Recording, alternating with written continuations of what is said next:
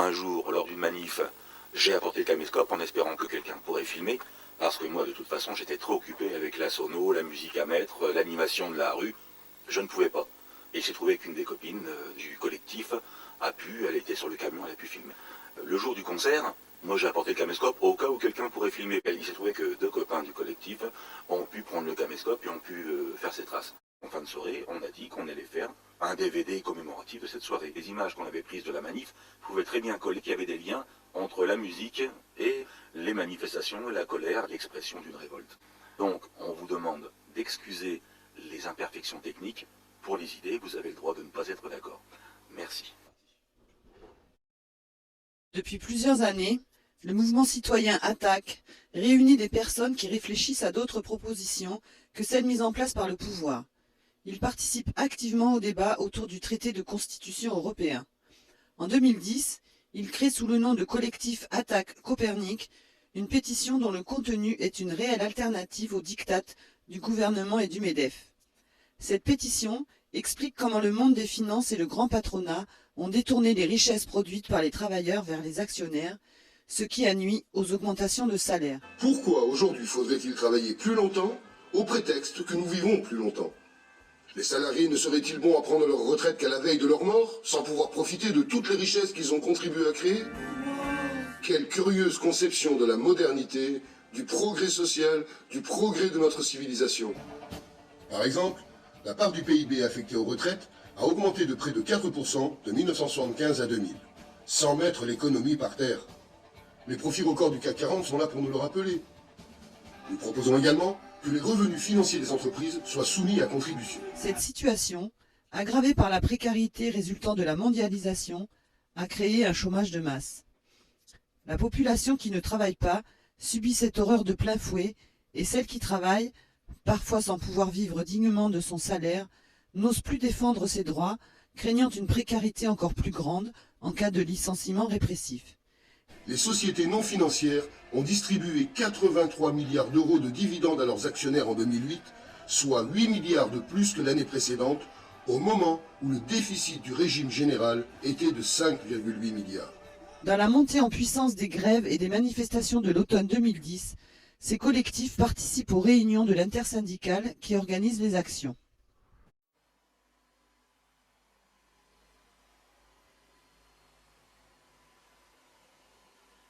Pour la lutte qui est engagée, alléluia,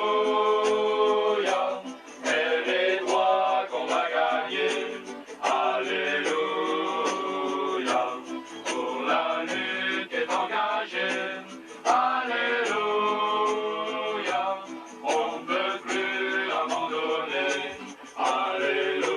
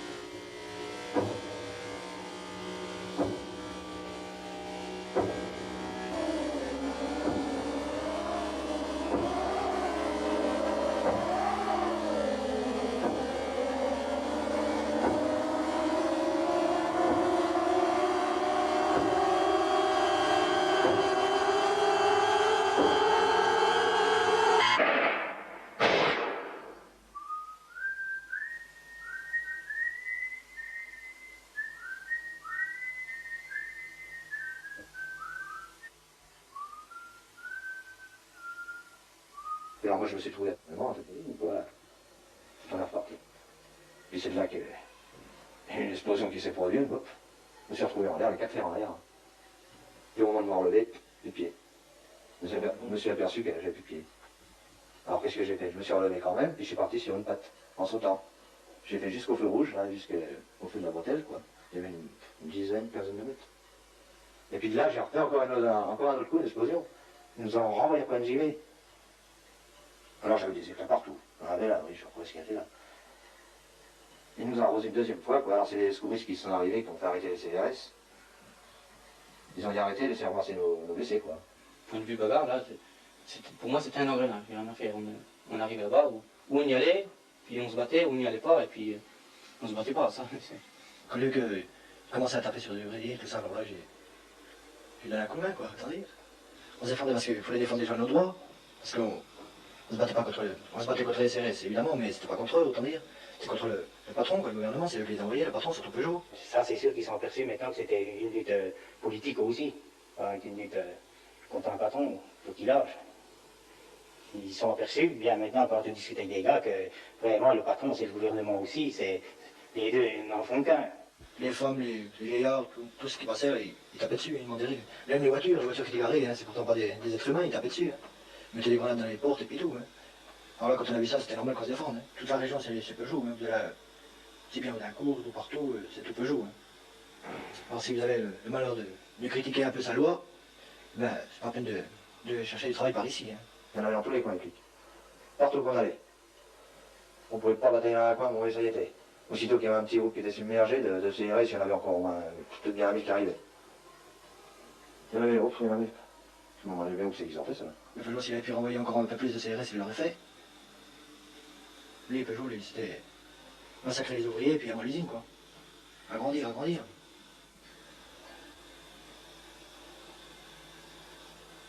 Pour lui, l'ouvrier, c'est un esclave, et puis c'est tout, hein. Tous ceux qui tombaient, hein, s'ils n'avaient pas le temps de se relever, ben, ils arrivaient et puis ils cognaient dessus, hein. Même étant vraiment blessé, hein. Je vous dis, moi j'avais une jambe en moins, ben, heureusement j'avais un casque, hein, parce que ils s'enfonçaient sur moi comme ça avec le fusil, la crosse, là, puis... Faire une guerre comme ça, à coup de cailloux, contre de la police armée jusqu'aux dents, c'est, on va dire, tellement massacre.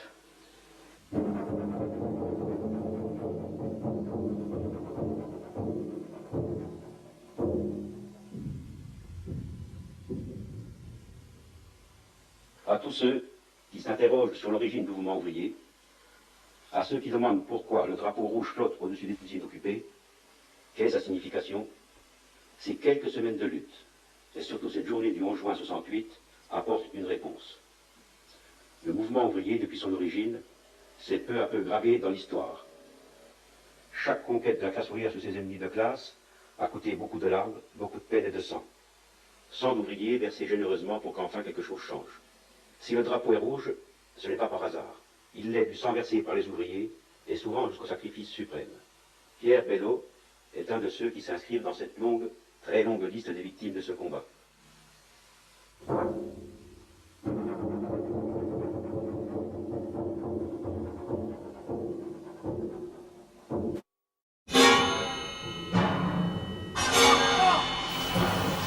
tout temps, le peuple a dû se battre pour survivre face aux grands prédateurs, les loups, les seigneurs puis les patrons.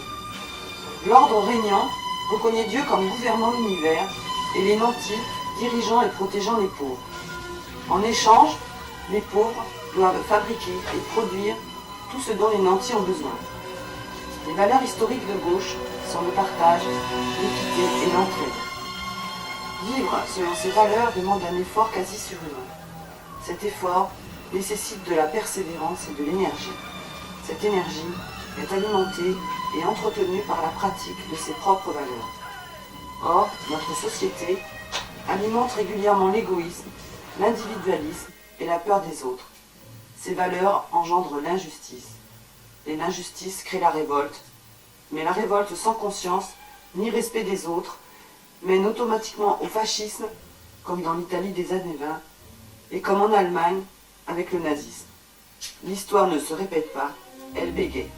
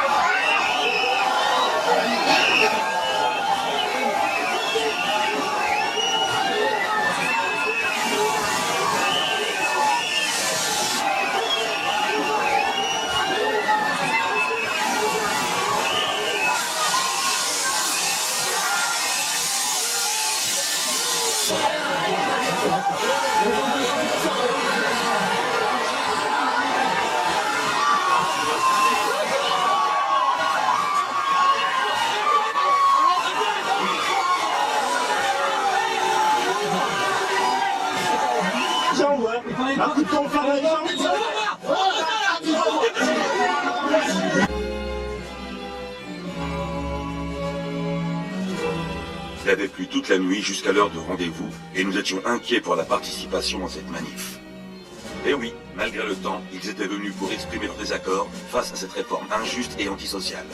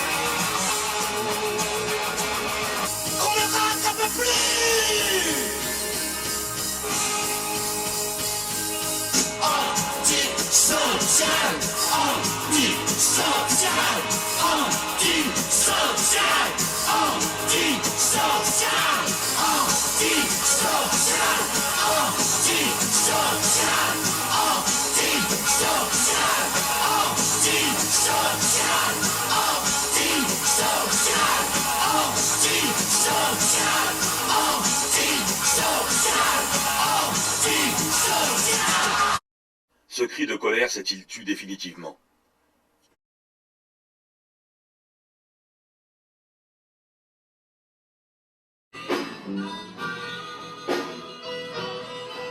Car un groupe de citoyens résiste encore farouchement à l'envahisseur.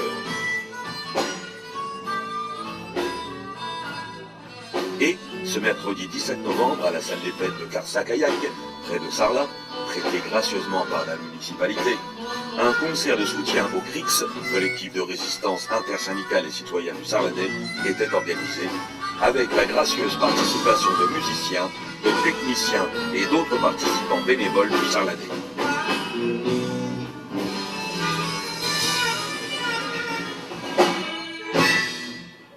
Chapitre 1. Pourquoi cette réforme? Objectif officiel, plus de justice sociale. Première partie de la soirée. Des vidéos sur le thème des retraites que nous avons sélectionnées et que nous envoyons les uns les autres. Voilà, et après il y aura la musique.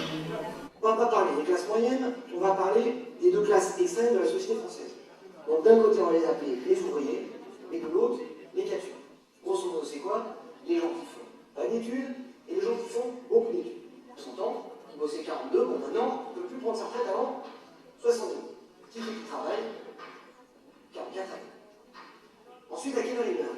C'est là que c'est intéressant. L'espérance de vie n'est pas plus uniforme en France. Et les études considèrent que, en gros, les classes sociales les plus basses meurent à 76 ans. En résumé, un ouvrier qui commençait à 18 ans à travailler avait déjà 42 annuités de travail avant la réforme de 2010, et s'il avait commencé à 16 ans, déjà 44 ans. Donc les 37 annuités et demie que je croyais en usage depuis 1981 n'étaient qu'une illusion. Classe sans éducation et classe très éduquée. La réforme, qu'est-ce qu'elle vient faire au lieu de diminuer cette inégalité? Eh bien, elle vient d'exacerber. Notre République, dont j'étais fière, est une belle vitrine démocratique, avec une arrière-salle très sombre, et que d'hommes et de femmes politiques semblent vouloir apporter de la lumière. Les hommes politiques, grâce au cumul des mandats, ont des retraites surréalistes par rapport à celles qu'ils imposent au peuple. La réforme des régimes spéciaux de retraite, c'est le dossier lourd de la rentrée. Le président l'a dit à la télévision, tout le monde va devoir cotiser 40 ans. Tout le monde? Ah, pas si sûr, car nos chers élus, eux aussi, ont un régime de retraite très spécial. C'est le dossier d'Aipol.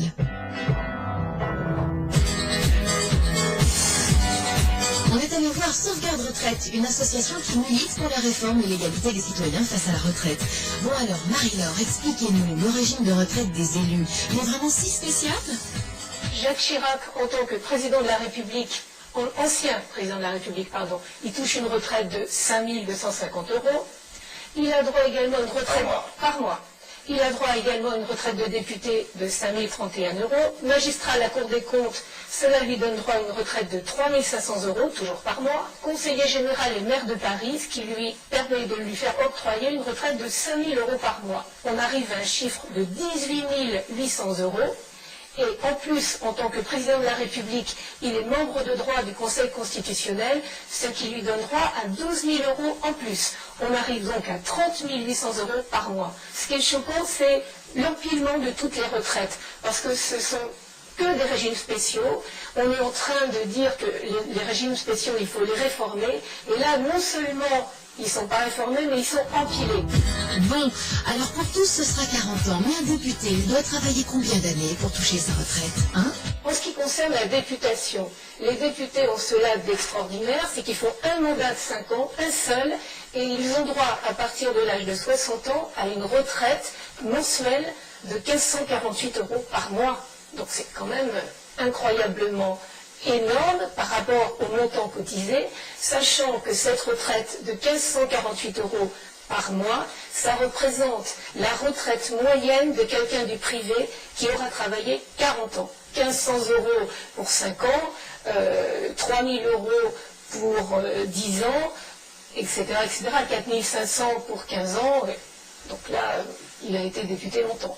Ils ont un rapport de 1 pour 6, c'est-à-dire qu'ils gagnent, ils empochent 6 fois la mise une fois qu'ils sont à la retraite par rapport au montant des cotisations versées. Pour aller plus loin, on a eu envie de se lancer dans le calcul de la future retraite de notre président. Du côté de M. Sarkozy, ça donnerait environ ça.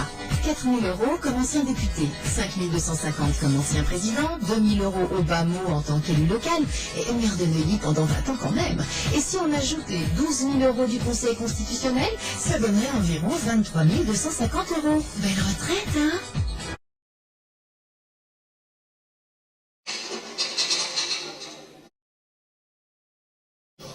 Moi, j'ai voté pour le RMI. Et j'ai voté pour la retraite à 60 ans plus que 60 ans. Le financement des retraites est équilibré jusqu'à l'horizon 2020. Madame Parizeau, la présidente du MEDEF, suggère de passer à la vitesse supérieure en doublant cette mesure, 41 années de cotisation. Une deuxième mesure, ce serait la retraite à 63 ans et demi. Et ils ont fait pas ça. À un moment donné, on va plus payer les pensions. Vous dites pas encore. Elle a le droit de dire ça, je dis que je ne le ferai pas. Alors, certainement, il a raison. Et la première, c'est que je n'en ai pas parlé pendant le mandat présidentiel. Non, mais je ne fais pas ça. Je n'ai donc pas de mandat pour faire ça. Et ça compte pour ça, du moment. Justement, tu as gagné la retraite. Et bien, c'est quoi? Évidemment, puisque dans le système par répartition, les actifs payent pour les retraités qui eux-mêmes ont payé pendant qu'ils étaient en activité. Alors que là, il semble exprimer qu'elle va se faire avoir en payant pour ses parents. C'est bien la négation d'une société de partage et d'entraide. Depuis 30 ans, on nous bassine avec ces ritournelles. Trop de vieux, pas assez de jeunes, trou de la sécu. Il faut bien compenser. Parce que sur les retraites, on a, là, je vous l'ai dit, on a un vrai gros problème qui nous arrive. Et il est méchant celui-là, parce que c'est un problème symbolique et idéologique, et que pour l'instant, c'est plutôt la pédagogie patronale qui fonctionne dans nos têtes. C'est très simple. Il y avait 3 petits bonhommes qui payaient la retraite de 2 petits bonhommes. Il y avait 3 jeunes qui payaient 3 vieux. Et on nous disait, dans 40 ans, il n'y aura plus que 2 jeunes, mais on va avoir 3 vieux. Et là, j'ai dit,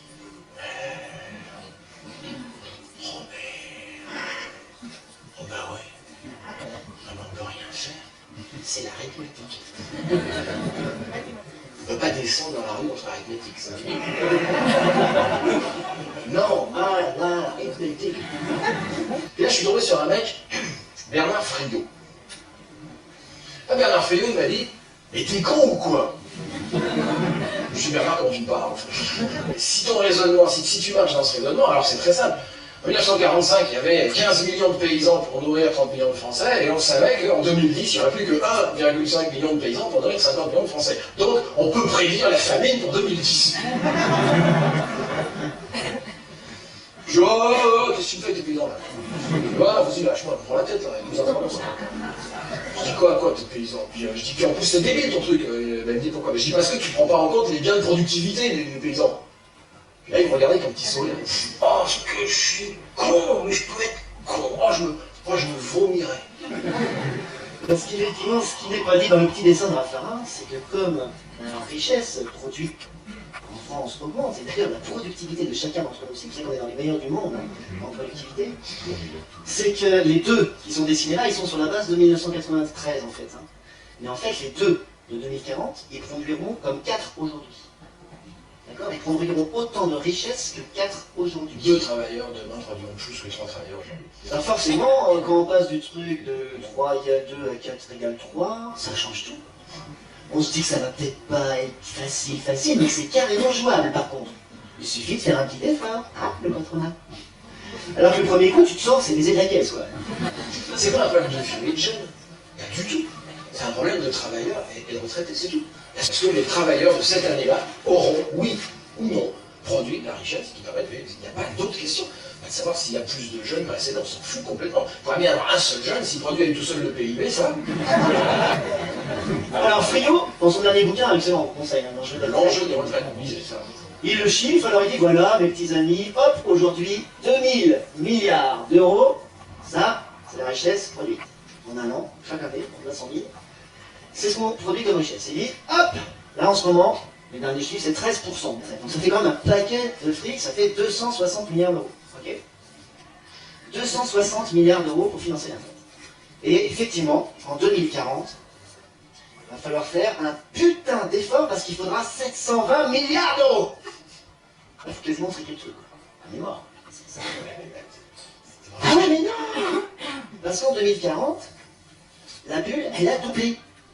Comme elle a doublé, on a 4000 milliards d'euros chaque année. Et pour choper 720 milliards, ça veut dire qu'il faut 18%. Ça, c'est une des dernières estimations de Friot. Allez, ces salauds, il faut quand même, on est dur avec eux, il faut quand même qu'on leur laisse un peu. C'est vrai que vous dites pas, c'est que la bulle, elle a doublé en 40 ans. Et là, 18% de 4 milliards, ça fait quoi? Alors nous, on vous propose un petit calcul.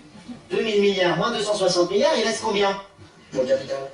Il reste 1740 milliards. Ça, c'est cette année. Pour le capital, l'investissement et les salaires. Et en 2040, même une fois qu'on a donné 720 milliards, il reste combien? 3280 milliards. On reste encore. On va s'en pleurer. Donc, médias, MEDEF et gouvernement oublient de nous donner des informations complètes. C'est dommage. Mais est-ce seulement un oubli, ou bien voudrait-il nous laisser ignorer d'autres choses? Un livre choc qui a pour titre Le Sénat, enquête sur les super privilégiés de la République aux éditions du Rocher. Le livre sort la semaine prochaine. Ivan Stefanovic, bonjour. Un samedi matin, jour de marché à Sarlat, nous sommes allés déposer des billets de 500 € à l'effigie de M. Woerth et de M.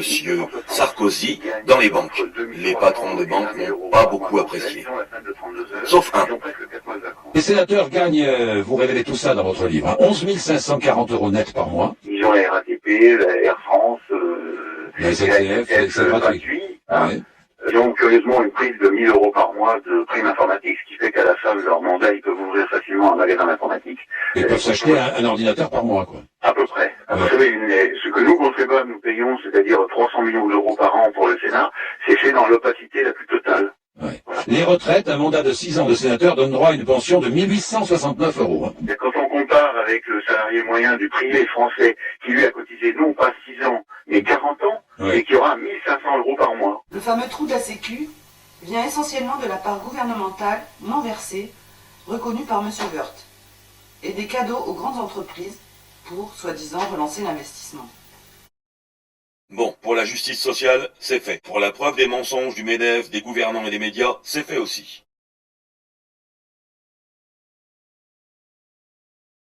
Elles ont des salaires faibles, elles ont des temps de travail qui sont limités. Donc pour pouvoir obtenir des retraites à taux plein, comme on dit, eh ben, ça veut dire qu'il va falloir travailler beaucoup, beaucoup plus longtemps. C'est une retraite, mais alors vraiment discriminante par rapport aux femmes. Alors elles sont déjà pauvres dans le travail, et ça sera effectivement des femmes pauvres à la retraite. C'est-à-dire que si on veut avoir suffisamment d'argent pour vivre, on est obligé de travailler le dimanche. C'est exactement le même problème pour le travail de nuit et pour le travail des jours fériés. Puisqu'on est dans un département rural, moi je voudrais rappeler quand même ce qu'a été la situation des femmes, les agricultrices en particulier, où elles ont travaillé et en doublant, et à la maison, et dans l'exploitation agricole, et elles ont des retraites minables, qui pour certaines vont de l'ordre de 280 à 300 € par mois. Et ça fait des années qu'elles se battent pour avoir des retraites, au moins, c'est 75% du SMIC, je crois, leur revendication. Et les femmes sont plus pénalisées parce que ce sont des travailleurs à temps partiel. Et puis de plus, à l'heure actuelle, elles sont souvent chefs de famille. Il faut aussi qu'on ait des réflexions sur la garde des enfants, sur la réduction du temps de travail. Et globalement, la réduction du temps de travail à la journée, et plus globalement, aujourd'hui, on a multiplié la productivité par je ne sais combien, et ça ne se traduit pas par des améliorations des conditions de travail. Il y a quelque chose de complètement illogique. Les femmes sont toujours dans une situation de précarité la plupart du temps, puisque tous les emplois sous-rémunérés, avec des horaires très variables, sont souvent quand même occupés par des femmes. Alors même que l'on sait que les femmes ont des contraintes sociologiques importantes, même si l'égalité homme-femme est une meilleure réalité aujourd'hui qu'hier, n'empêche qu'elles continuent d'avoir ce qu'on appelle la double ou la triple journée. Et plus particulièrement dans les commerces, on voit bien qu'aujourd'hui, c'est des horaires de coupure, donc une possibilité d'avoir une vie organisée, structurée, alors même que globalement, on peut quand même dire que les femmes sont généralement celles qui s'occupent des enfants, celles qui s'occupent de la gestion du quotidien, etc. Donc les femmes continuent d'avoir des conditions d'existence qui sont quand même pesantes et précaires. La question de la femme, elle est centrale. Si on s'attaque à cette question-là dans le projet de réforme des retraites, on ferait bouger l'ensemble du projet. Je suis EVS dans une école primaire pour un élève handicapé. Mon but est de l'accompagner sur le point de vue scolaire pour l'intégrer au cours. Vous êtes venu travailler alors que vous étiez malade. Oui. Est-ce que vous pourriez me dire pourquoi ? On ne peut pas se permettre financièrement de manquer une... Donc c'est la CPAM qui prend le relais, mais avec 3 jours de carence bien sûr. Donc au lieu d'avoir un revenu de 800 et quelques euros, on se retrouve avec un revenu de 600 €. Alors, galère. Est-ce que vous pensez que vous arriverez en bon état à l'âge de la retraite ? Oh, je serais peut-être fichu avant. Non, je plaisante, mais j'espère que oui. Mais bon, parti comme c'est parti, déjà pour avoir des soins comme il faut, se payer une complémentaire, c'est déjà difficile. De toute façon, moi j'arrive au bout de mon contrat, au bout du mois de juin, moi j'ai plus rien. Donc 2 ans de contrat et après... Il est clair que les femmes étant moins bien payées que les hommes au même grade, sauf dans la fonction publique, sont plus précarisées au travail et sont frappées de plein fouet pour le calcul de la retraite, car elles se sont arrêtées de travailler pour élever leurs enfants. Or ces derniers ne comptent pratiquement plus. Rendons ici justice aux femmes pour le rôle essentiel qu'elles assument dans la société. Contribuons à leur reconnaissance réelle sur le plan humain, social et économique. Nous vous remercions déjà d'être venus. Je ne dirais pas aussi nombreux parce qu'on espère toujours être plus nombreux, mais quand même, vous êtes venus et ça nous fait très plaisir. Depuis quelques mois, nous sommes organisés pour résister à la casse sociale de notre société, de notre pays.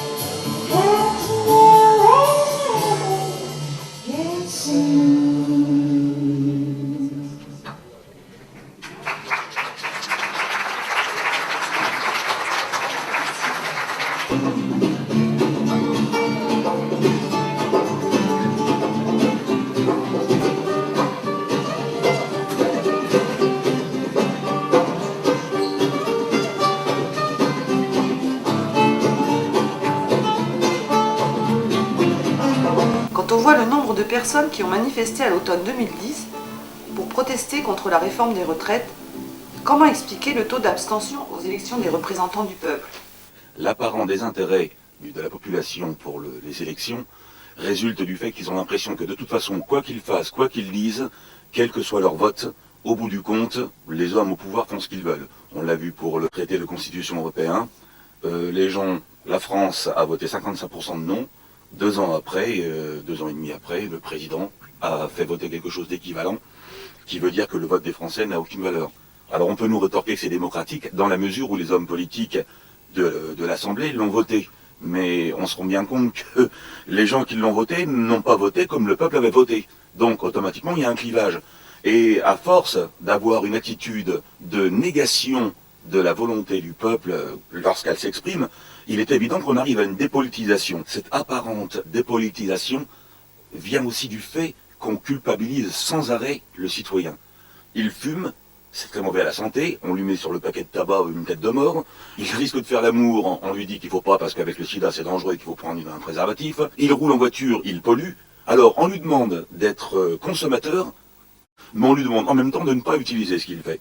Autrement dit, comme il est sans arrêt coupable, quoi qu'il fasse, il finit par rentrer la tête dans les épaules et par se dire « Eh bien, je vais attendre d'être celui qui va gagner le loto la semaine prochaine et peut-être je pourrai sortir de la position dans laquelle on est en train de m'écraser. » Alors tout ça, c'est évidemment inconscient, mais on sent bien, les gens se protègent. Ils sont en train de se carapassonner pour supporter tout ce qui leur tombe sur la tête.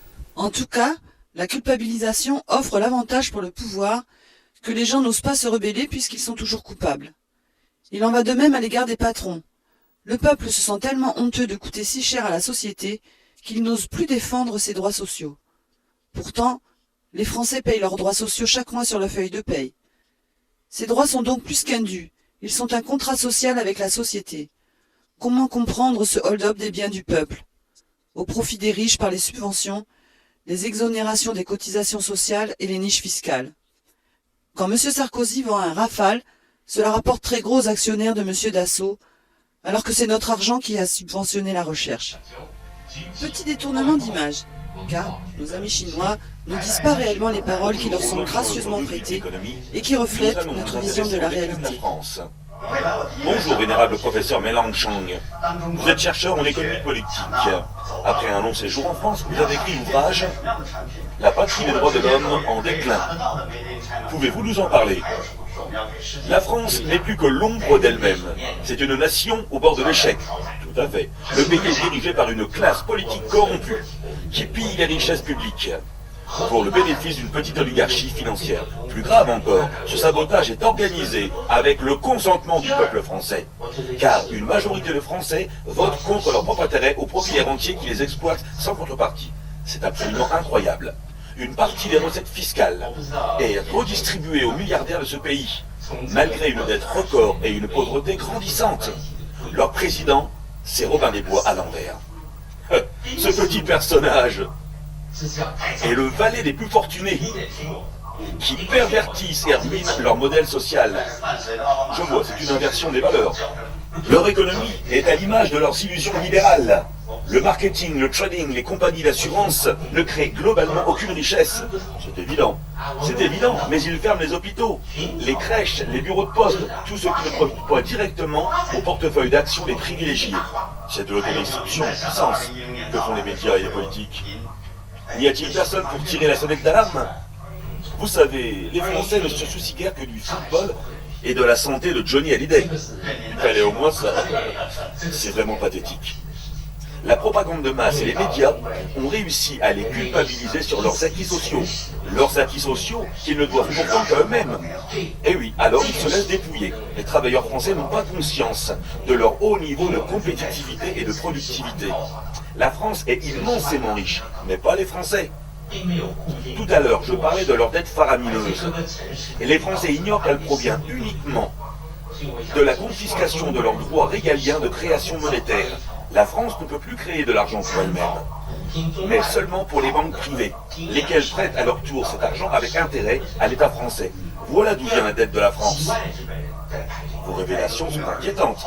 Les Français auraient-ils un cerveau de cette taille-là? Oui, j'en parle dans mon livre. Une majorité de Français serait atteinte par une pathologie nouvelle qui s'appelle le syndrome du larbin. Un larbin prend systématiquement la défense des classes les plus favorisées au détriment de celles dont il est issu. En France, il est courant que les individus militent pour supprimer l'impôt sur la fortune, alors même qu'ils n'y sont pas soumis.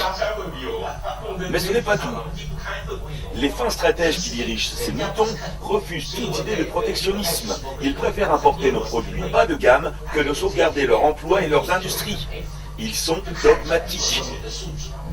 Voilà pourquoi la France souffre d'un chômage de masse malgré une main-d'œuvre très qualifiée.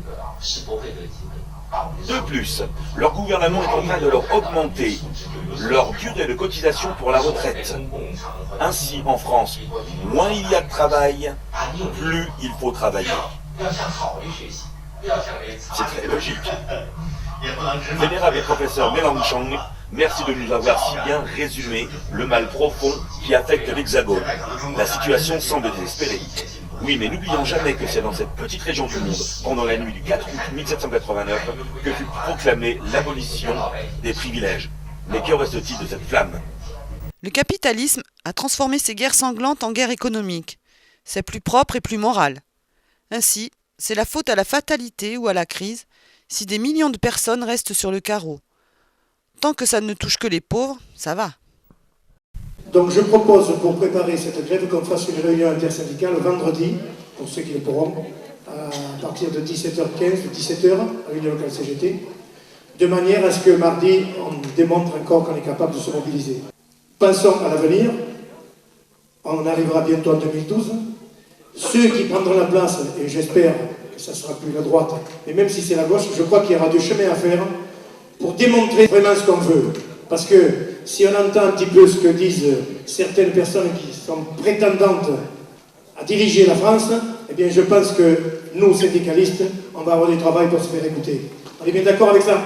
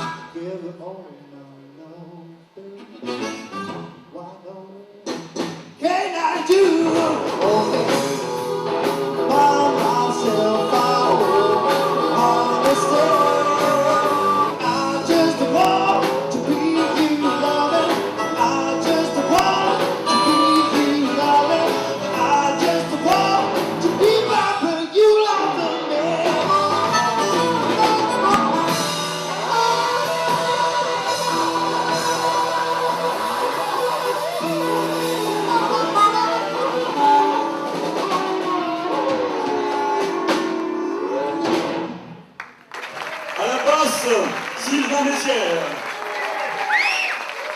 À la batterie et au chant, Franck Labro. À l'harmonica, c'est pas la peine de présenter. Michel Herblin, bien sûr. La guitare, vous le connaissez tous, c'est guitare.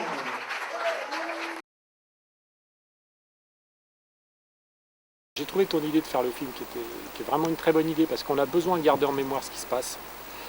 Et on se rend compte que finalement l'absence de mémoire nous joue des tours. Je pense qu'avec Sarkozy, on a basculé dans quelque chose de terrible, c'est-à-dire que tout ce qui est collectif, tout ce qui peut être bien collectif, bien public, c'est nié. On est sur l'individualisme. On est sur des solutions individuelles, ça veut dire qu'on ne fait plus confiance au groupe pour régler les problèmes, ça veut dire qu'on se dépatouille tout seul et que ça, ceux qui sont organisés en face de nous, hein, eh bien, ils en profitent. C'est exactement ce qui se passe sur les retraites. Alors on a montré qu'en faisant du collectif, on pouvait être fort. Il y a un côté désespérant dans cette histoire-là, c'est que ça débouche sur pas grand-chose. C'est-à-dire qu'on a perdu provisoirement ou durablement, mais en tout cas on a perdu. Et ça, c'est terrible comme sentiment.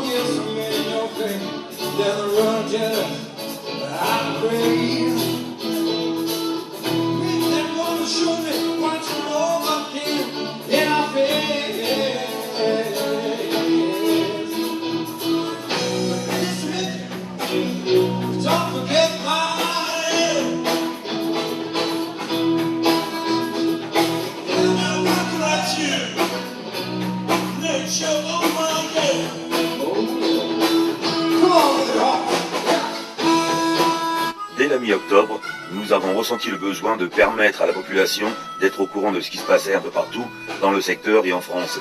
Et donc on avait créé des piquets de résistance qui permettaient à certains moments, pendant une semaine ou 10 jours, de pouvoir faire le lien avec la population. Donc nous avons pris quelques photos au début de ces piquets de résistance.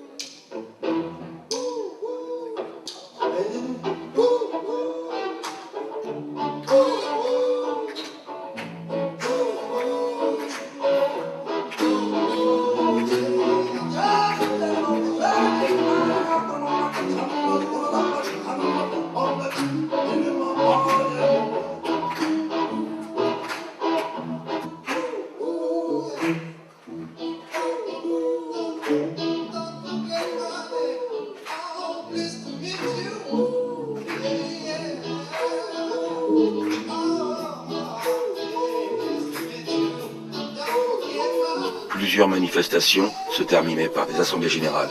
Celle-ci fut une assemblée générale particulièrement importante.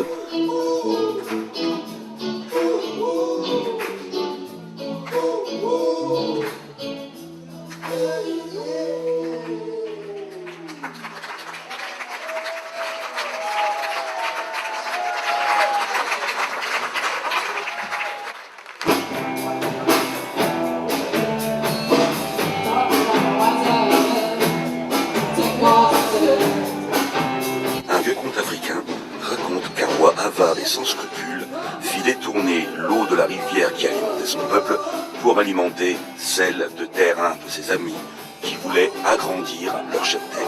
Évidemment, la rivière qui alimentait son peuple devint un filet d'eau. Le roi décréta alors que pour pouvoir survivre, son peuple devrait se partager ce filet d'eau et donc se restreindre sur la production avec laquelle il fonctionnait habituellement. Alors le peuple dit « Mais Seigneur, comment pouvons-nous subvenir à nos besoins alors que nous avions une telle quantité d'eau avant et maintenant nous n'en avons plus qu'un centième? Comment allons-nous subvenir ?» Le roi leur répondit doctement « Comment voulez-vous faire autrement? Vous n'avez plus que ça comme eau. Il faut donc restreindre et partager. C'est là une forme d'égalité. » Et tous ses conseillers et les gens de sa famille et ses amis disaient autour d'eux partout « Mais bien sûr, le peuple n'est pas sage, il veut toujours plus que ce qu'il a, il faut faire avec les moyens que nous avons. » Et le peuple, malgré toute sa colère, fut bien obligé d'admettre qu'il ne pouvait que partager ce qu'il restait.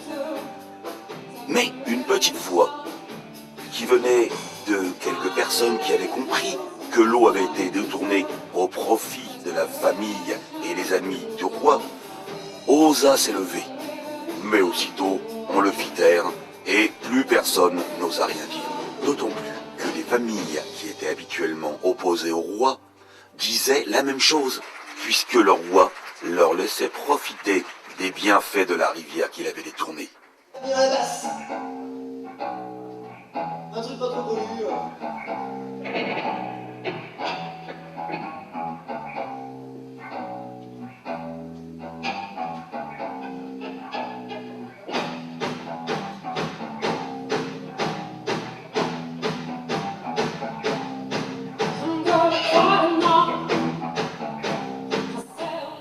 En fait d'occupation, ce fut plutôt une promenade curieuse qui permit à la population de découvrir un endroit qu'elle n'avait pas l'habitude de voir.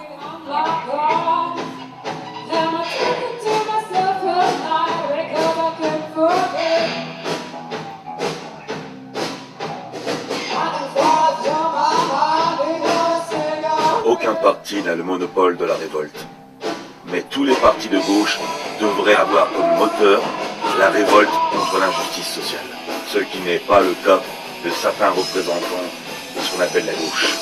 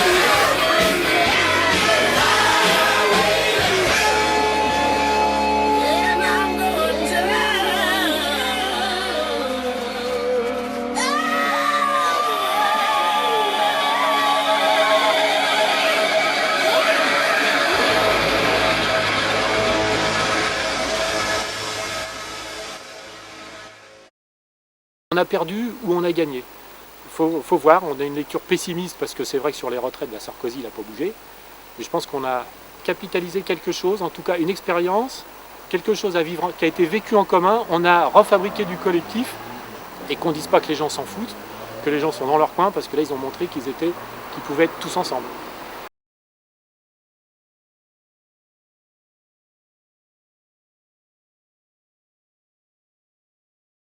Le challenge et puis l'espoir qu'on a, c'est de réorganiser justement, de repenser cette société que l'on veut et que Sarkozy et son équipe est en train de mettre à bas. Et ces manifestations-là, c'est la fin de quelque chose, mais c'est le début d'autre chose aussi. Et pourquoi ne pas rechercher, parallèlement à une redistribution des richesses produites, des solutions alternatives de partage du travail? Pourquoi pas s'imaginer prendre la retraite tous les 5 ans? Après tout, c'est un dû, on cotise. Ça permettrait entre autres à des gens qui malheureusement nous quittent un peu trop tôt, en profiter au moins un petit peu. Et en plus, sur le marché du travail, ça libère sur 1 an, 2 ans de la place. Ça peut être une solution. Pourquoi pas? Écoutons aussi nos ancêtres, qui furent il y a 140 ans, les prédécesseurs éclairés du Conseil national de la résistance. Citoyens, ne perdez pas de vue que les hommes qui vous serviront le mieux sont ceux que vous choisirez parmi vous. Vivant votre propre vie, souffrant des mêmes maux. Choisissez les hommes du peuple, résolus, actifs, ayant une honnêteté reconnue. Vous aurez enfin inauguré la véritable représentation populaire, vous aurez trouvé des mandataires qui ne se considéreront jamais comme vos maîtres. Ces membres votent les lois, les font appliquer et sont responsables devant leurs électeurs qui peuvent les révoquer s'ils manquent à leur devoir. La commune, vraie démocratie, gouvernement honnête, aucun traitement n'excède celui d'un ouvrier qualifié. Fini le temps où l'on prenait du ventre à la santé des électeurs. La religion étant affaire privée, la séparation de l'Église et de l'État est proclamée. Enseignement laïque et gratuit pour tous. La commune adopte la proposition de Louise Michel. Le travail de nuit dans les boulangeries est supprimé, après consultation des associations ouvrières. Elles apportent à la commune conseils, suggestions et soutien dans l'élaboration d'une société meilleure et plus juste. En tout cas, ce n'était pas une illusion. Le peuple s'est vraiment fait entendre cet automne, même si le gouvernement a fait la sourde oreille.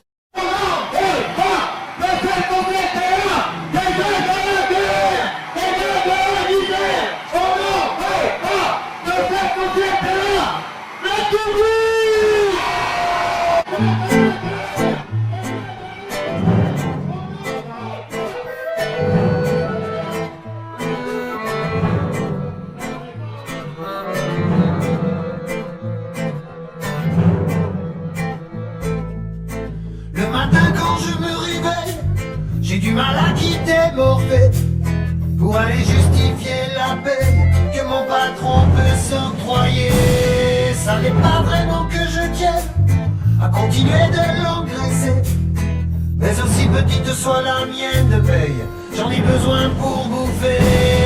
La réforme des retraites me fait penser à ce conte africain dans lequel le roi détourne la rivière. Parce qu'en fait, si les caisses sont dans l'état où elles sont, c'est tout de même grâce à la manière dont le capital a détourné vers les profits des actionnaires les salaires qui n'ont pas augmenté depuis 15 ans, par les délocalisations qui font un appauvrissement de récupération des caisses et par les défiscalisations que le gouvernement fait à tous ses patrons. Finalement, effectivement, il reste dans les caisses de la sécurité sociale et de la retraite un filet d'eau. Alors effectivement, le gouvernement a beau jeu de dire il ne reste plus que ça dans les caisses, donc automatiquement il faut vous serrer la ceinture et trouver le financement. Vous devez travailler plus longtemps, payer plus cher et gagner moins à la retraite. Et vous restreindre sur les soins auxquels vous avez droit.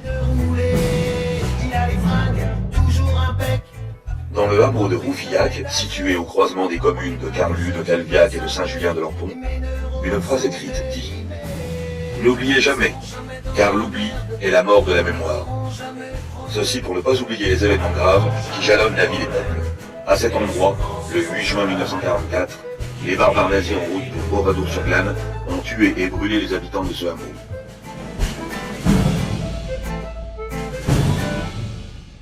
Le gouvernement Sarkozy est ultra minoritaire sur sa contre-réforme, clairement ressentie comme injuste. Ce sont peut-être 6, 7, 8 millions de personnes différentes qui sont descendues dans la rue et ont fait grève.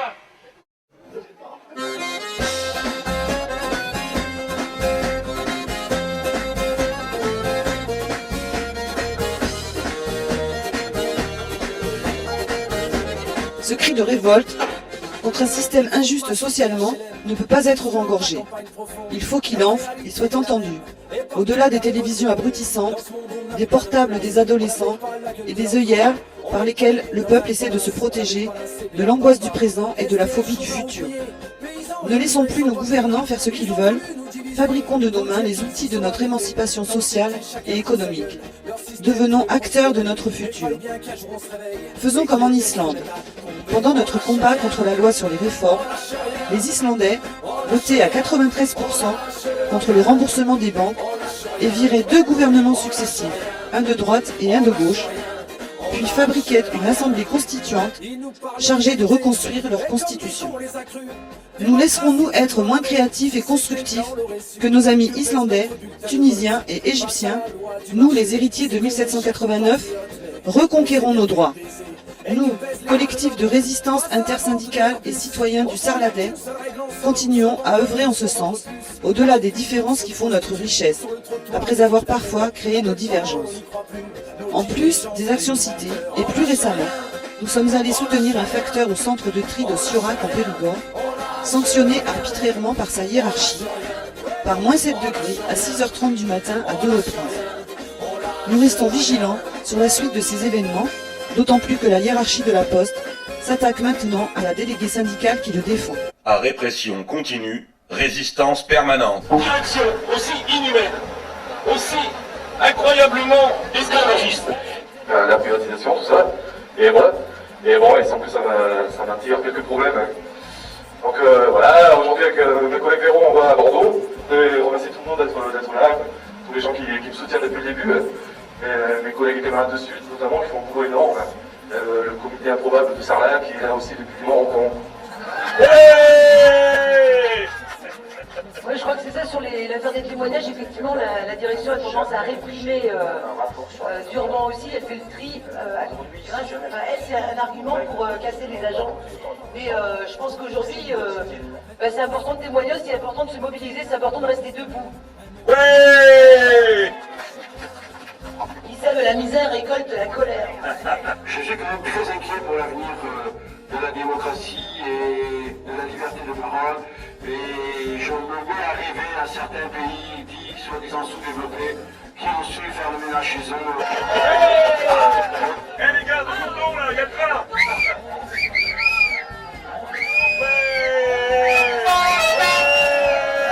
Depuis plus de 3 ans et demi, l'association pour les gardes Bourbon du Souillac se bat pour récupérer 15 arrêts qui avaient été supprimés par la SNCF. Depuis, 10 ont été récupérés sur les 15, mais le combat continue. Épilogue provisoire. Christophe, le facteur de Siorac, a été sanctionné de 3 mois de mise à pied sans solde. Mais sous l'impulsion du CRIX et avec l'énergie des usagers locaux de la Poste, des mobilisations ont permis à la solidarité locale de s'exprimer et de récolter à ce jour, 18 avril 2011, plus de 4 000 €, dont 3 500 lui ont été remis, lors d'une manifestation intitulée « Jour de paye, jour de fête », le 17 mars à 7h du matin devant son lieu de travail, en présence de FR3 Région qui en a fait un reportage. Mais ce sera l'objet d'un autre film. Seule la mobilisation compte et comptera aujourd'hui et demain. Nous comptons sur vous, camarades. Merci.